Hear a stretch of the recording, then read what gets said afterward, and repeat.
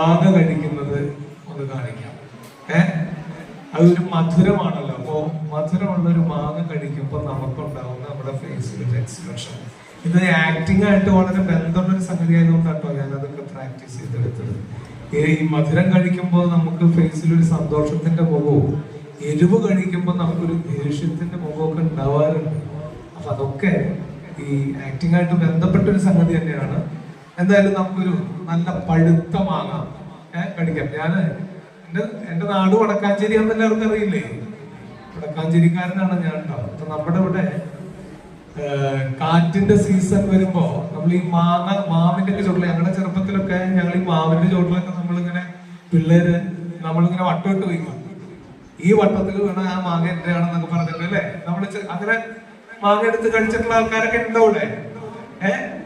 ശരി. അപ്പോ ഇപ്പോഴത്തെ പുതിയ കുട്ടികൾക്ക് അതൊന്നും അറിയില്ല. ഞങ്ങളൊക്കെ കണ്ണിമാങ്ങ എന്ന് പറയും. നമ്മുടെ ഈ കണ്ണിമാങ്ങ പിറക്കി അത് ഉപ്പിലിട്ട് വെക്കുക, ഇതൊക്കെയാണ് നമ്മുടെ വിഭവങ്ങള്. ആ സീസണില്, കാറ്റിന്റെ സീസണില് നമ്മുടെ വീട്ടില് ഭക്ഷണത്തിനൊപ്പം ഉണ്ടാവുന്ന പ്രധാന വിഭവങ്ങളാണ് ഈ കണ്ണിമാങ്ങ അച്ചാറ്, കണ്ണിമാങ്ങ ഇട്ട് വെച്ചതൊക്കെ. എന്തായാലും ഒരു പഴുത്ത മാങ്ങ, അന്നത്തെ കാലത്ത് നമുക്ക് ഈ മാങ്ങ വീട് കിട്ടുമ്പോൾ ഓടിച്ചെന്ന് അതിങ്ങോട്ട് എടുത്ത് കഴുകാനും കൂടി സമയമില്ലാതെ കടിച്ചു പറിച്ച് കഴിക്കുന്ന ഒരു സ്റ്റൈലായിരുന്നു. ഇന്നത്തെ സ്റ്റൈലില് ഈ മറ്റേ കത്തിമുളൊന്ന് വെച്ച് മുറിച്ച് സ്റ്റൈലൈസ് ആയിട്ട് കഴിക്കുന്ന ഒരു രീതിയല്ല.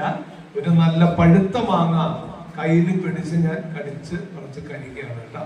ഓക്കെ, നല്ലൊരു പഴുത്ത മാങ്ങ, നല്ല മണം കേട്ടോ.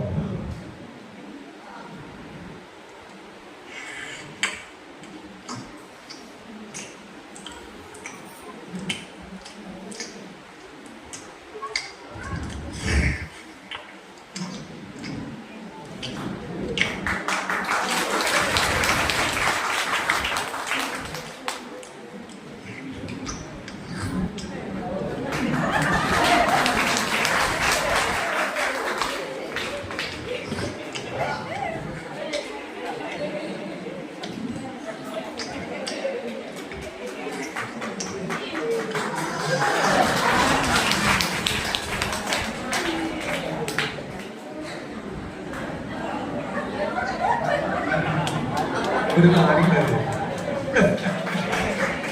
പുള്ളിക്കൊരു കഷ്ണം കൊടുക്കണ്ടേ ഞാൻ കേട്ടു. ആരെങ്കിലും കൊടുക്കോ? പഴുത്ത മാങ്ങ